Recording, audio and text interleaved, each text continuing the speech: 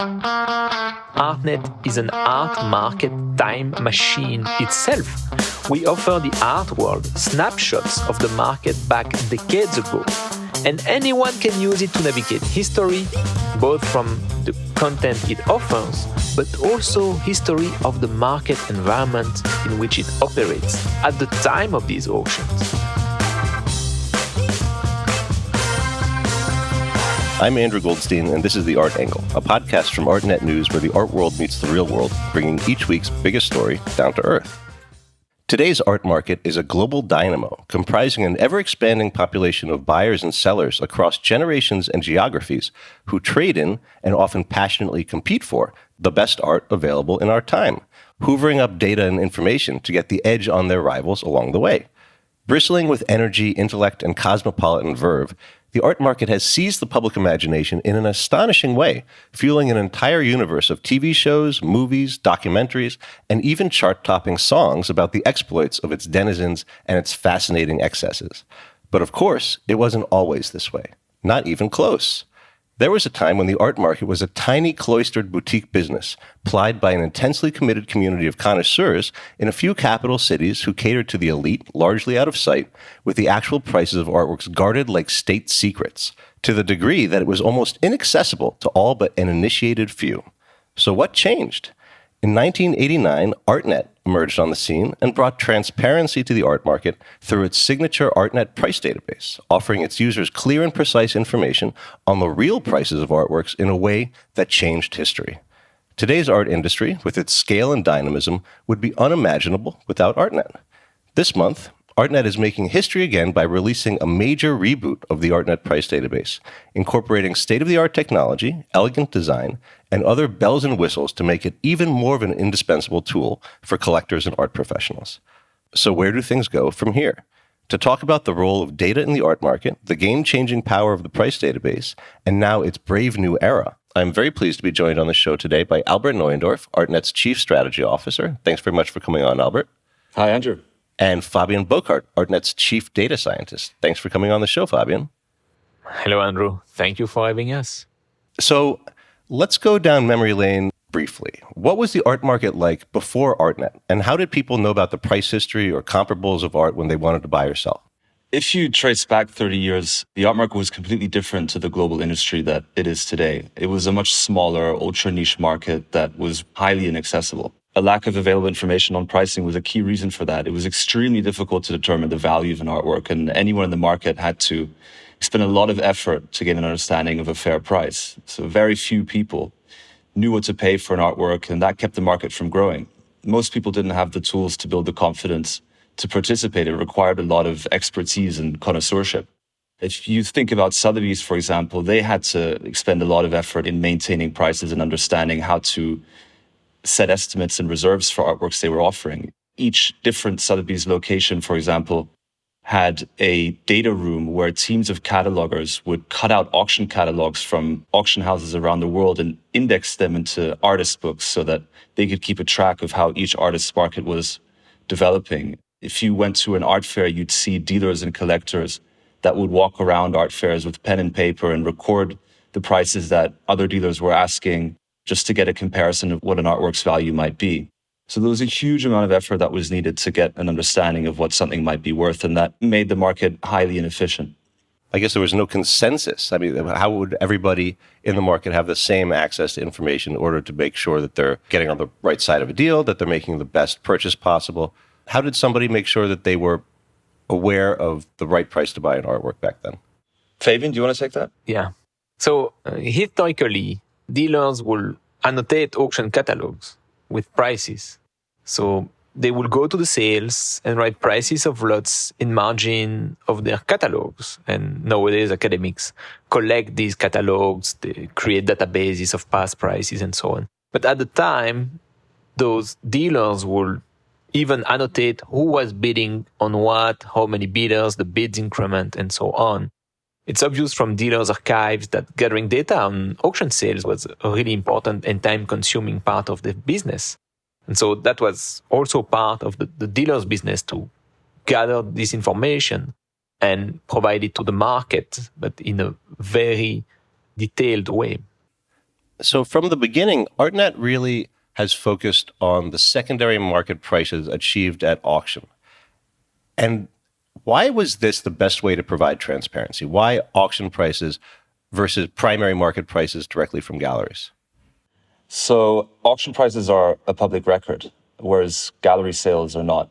The art market is unregulated, and galleries and dealers don't have to disclose their sales or open their books to anyone. So it was a matter of collecting the auction results from the auction houses and recording them and collating that information, whereas gallery information just isn't available. We welcome a future where all sales prices are published. We think that that would benefit the market overall.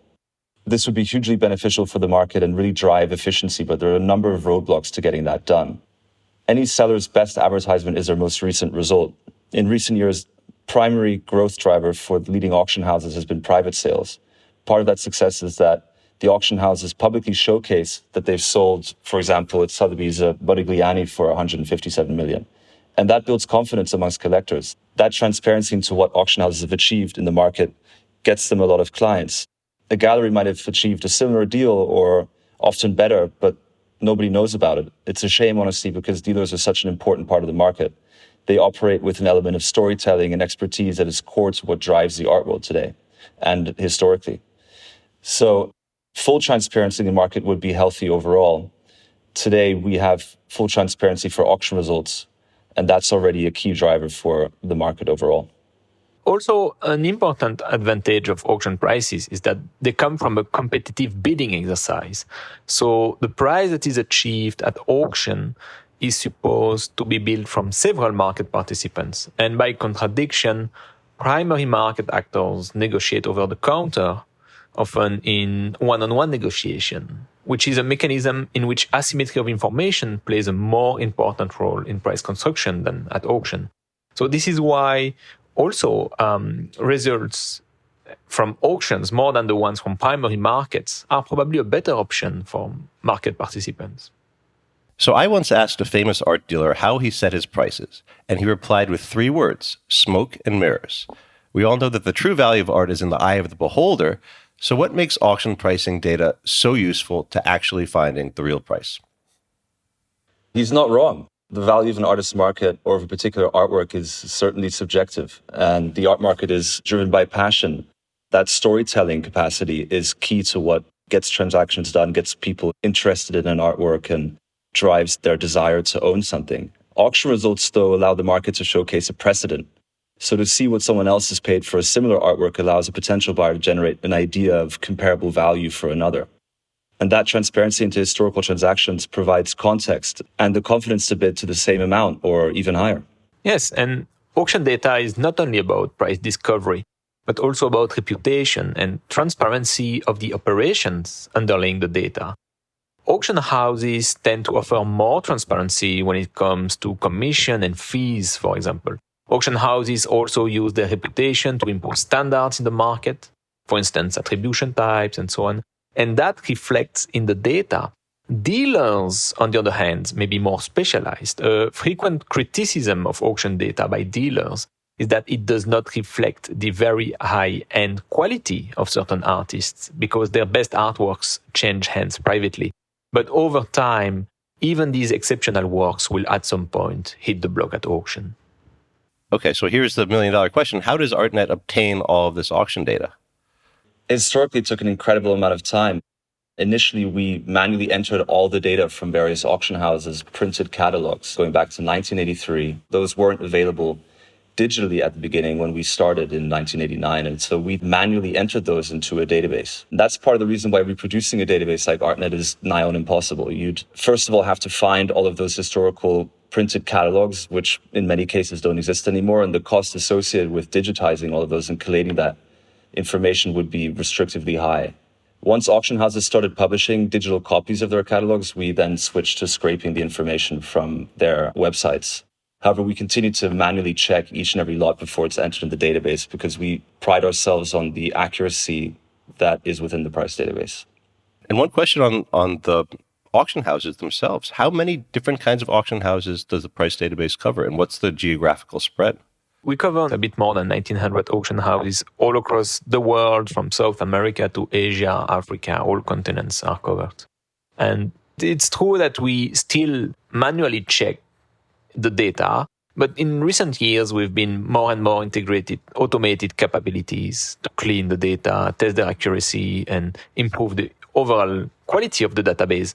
Actually, because of this large geographical spread and those many auction houses, we have many types of data structure coming from them. And thanks to automation, Artnet data are usually cleaner with much less typos or errors than the original catalogs. So 30 years ago, Artnet didn't exist, and there was a lack of information about art prices.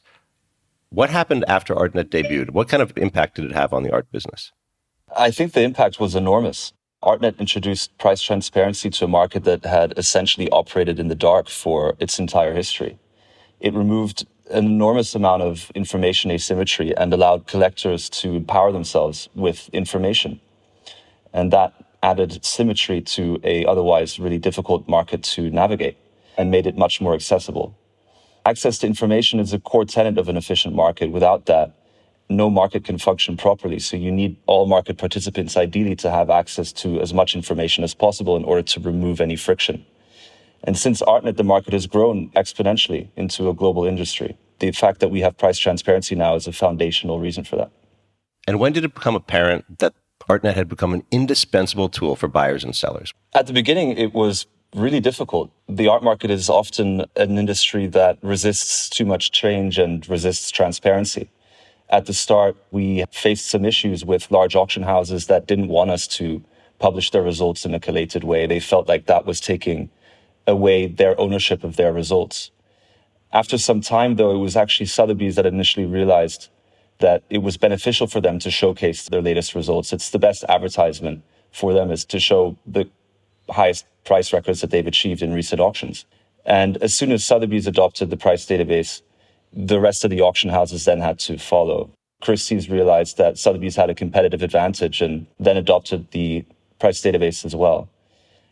These days, you'd be hard-pressed to find an auction house or a dealer or a serious collector that doesn't use Artnet. I think if you go into any auction house office, you'd find Artnet as the homepage of most of their catalogers and specialists. And if for some reason our price database has a momentary glitch and shuts down for 20 minutes, our phones are ringing off the hook. So I think it shows that it's a pretty indispensable tool now, without which it's incredibly difficult to navigate the art market. So it makes a lot of sense that auction houses would be using this religiously. What are other types of users who benefit from the Artnet price database? Well, Artnet primarily caters to professionals of the art world, like dealers, galleries, museums, and so on. But we also have a significant number of art collectors who want to benefit from the transparency brought by Artnet, so not only professional.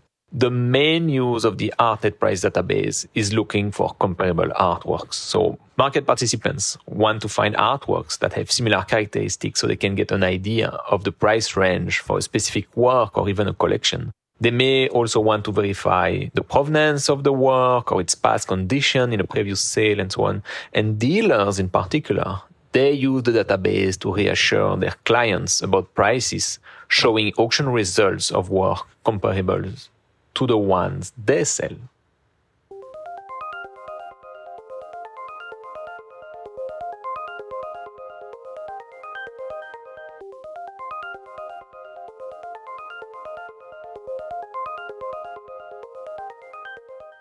And so with all of this data, how does Artnet maintain it all and keep it all up to date, reflecting the latest auction results all over the world? Well, that's the magic. We have eyes everywhere, right? So in practice, we partner with auction houses to get their data about upcoming sales as soon as possible. And then we collect auction results immediately after the sale in most cases. We had a sophisticated data pipeline, including, as we mentioned before, a manual check and other automated processes to fuel the price database as soon as the results become available. We add on average, 3,000 auction results per day from these 1,900 auction houses. We've been adding data to the database for the last 35 years.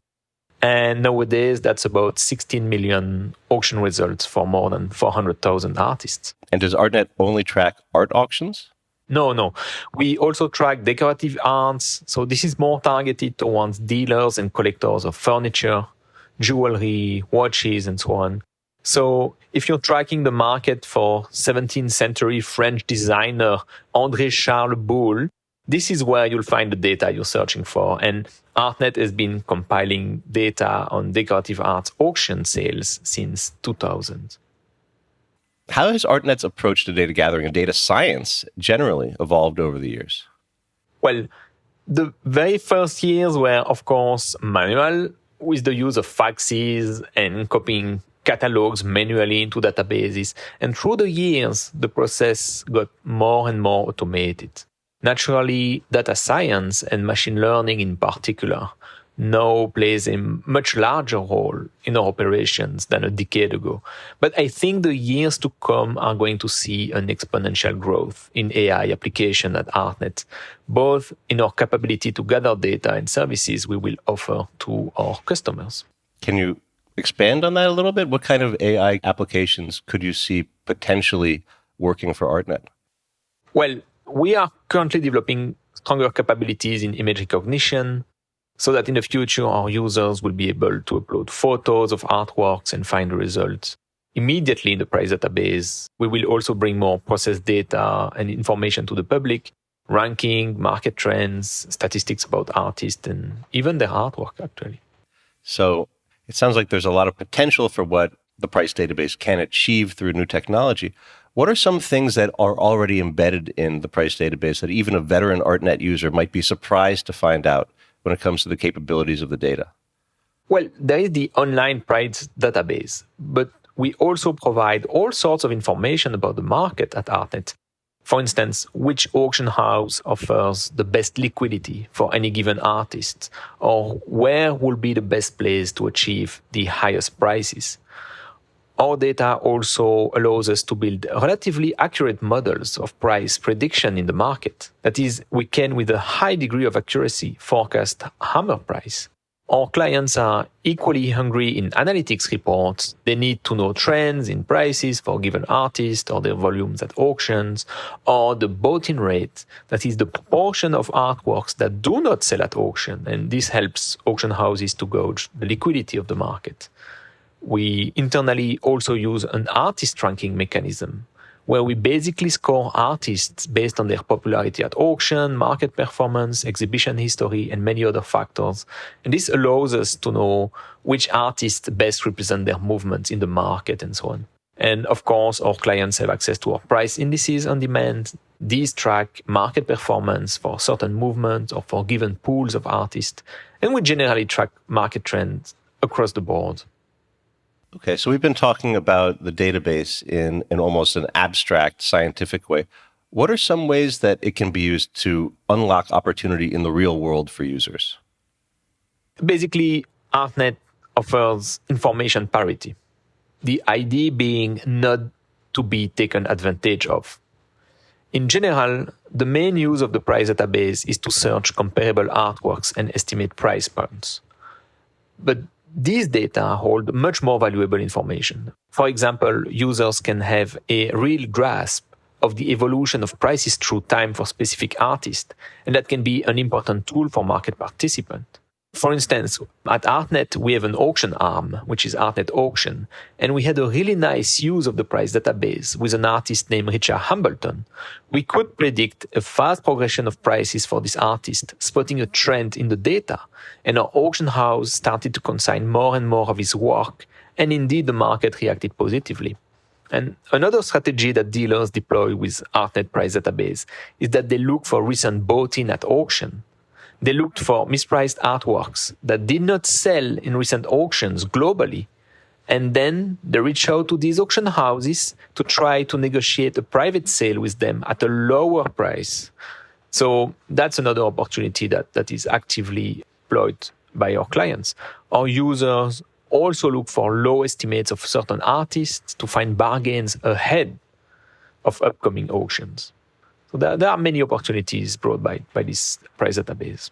So Fabian, you are widely regarded as being one of the finest data scientists in the art industry. And you spend your life essentially inside the price database, amid all the data.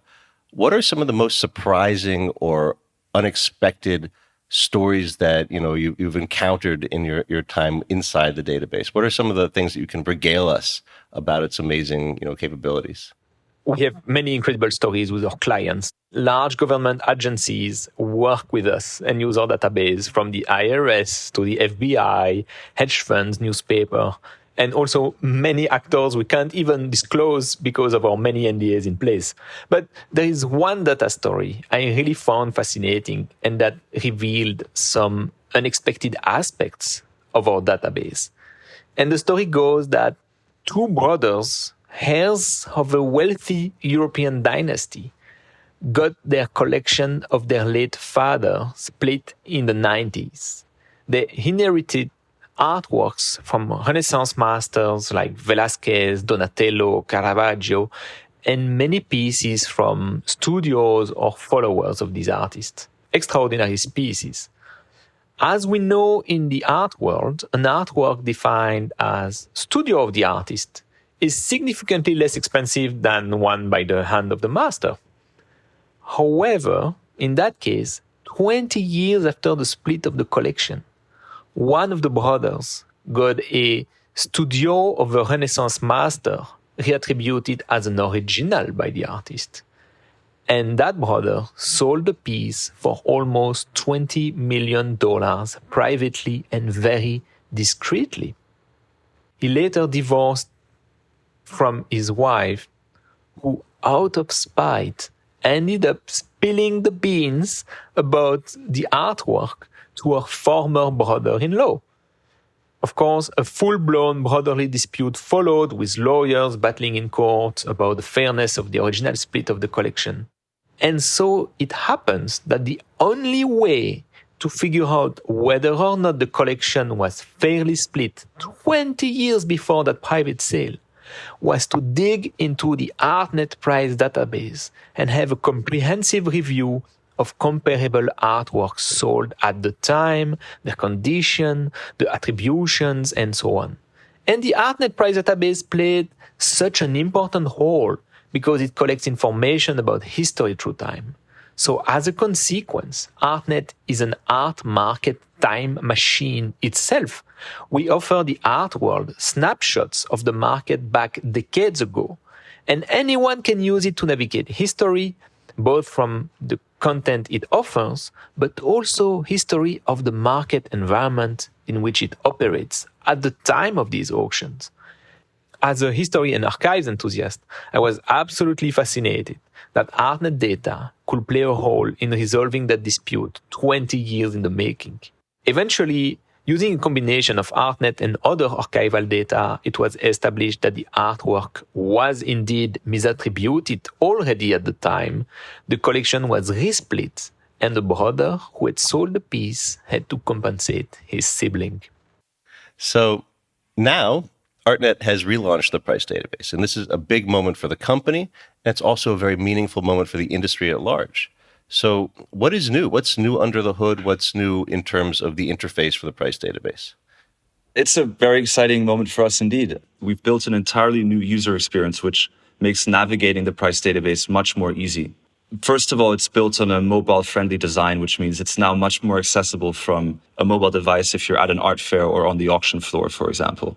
There's also vast new search opportunities, allowing you to search by free text. So that opens up opportunities for looking at artworks that have particular colors or that feature particular items, such as a rabbit, or you can see the value of still lifes overall. So there's much more insight that you can gain with the new price database. It also has responsive and intelligent analytics. So as you search for particular criteria, you can see what those results mean in the broader context of an artist market. So it's a much improved experience, which will make it much easier for any user to gain an understanding of the value of an artwork they're trying to find, and makes the price database a more accessible tool for professionals as well as enthusiasts and collectors. Another important aspect is that it's built on an entirely new API-first data architecture.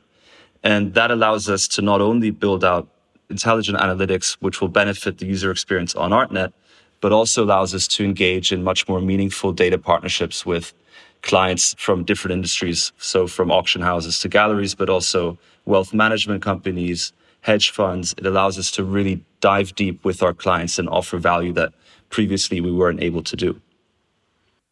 And so when it comes to Artnet's users and the market at large, what kind of impact do you think this could potentially have? What are some beneficial outcomes that the new interface and the new data capabilities could actually, bring to the market?